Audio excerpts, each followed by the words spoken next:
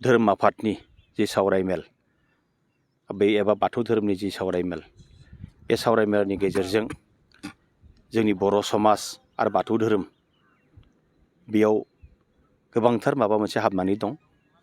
गतिके बेफोरखौ गुवारै सावरायलायनायनि गेजेरजों बाथौ धोरोमखौ अरायथा खालामनायनि थाखाय बिथांमोना निश्चय माबा मोनसे गरन्थ लागोन बेखिनिखौ आं मिजिंथिदों आरो आंनिफ्रायबो साबायखर बावदों बिथांमोना जिहेतु आंनि समस्थियाव बे सानैनि हाबाफारि सावरायनायखौ लादों। आं बेयाव नांगौ सिमांनि आंनिफ्राय जि हेफाजाब नांगौ आं बेखौ सहाय होगोन। खुलुमबाय। गिबि गिबियावनो 2025 इंराजि मायथाइनि गोदान बोसोरनि बयनिसिमबो सिबिनाय आरो खुलुमनायखौ बावहरबाय।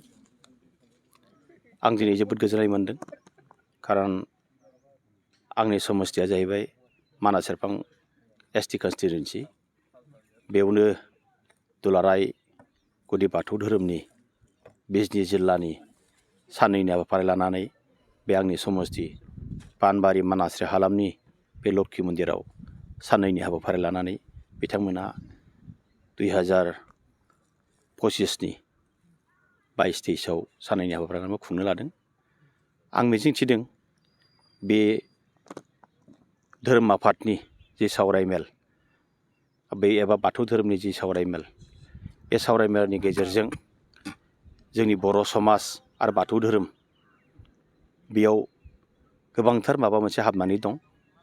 गतिके बेफोरखौ गुवारै सावरायलायनायनि गेजेरजों बाथौ धोरोमखौ अरायथा खालामनायनि थाखाय बिथांमोना निश्चय माबा मोनसे गरन्थ लागोन बेखिनिखौ आं मिजिंथिदों आरो आंनिफ्रायबो साबायखर बावदों बिथांमोना जिहेतु आंनि समस्थियाव बे सानैनि हाबाफारि सावरायनायखौ लादों। आं बेयाव नांगौ सिमांनि आंनिफ्राय जि हेफाजाब नांगौ आं बेखौ सहाय होगोन। Thank you.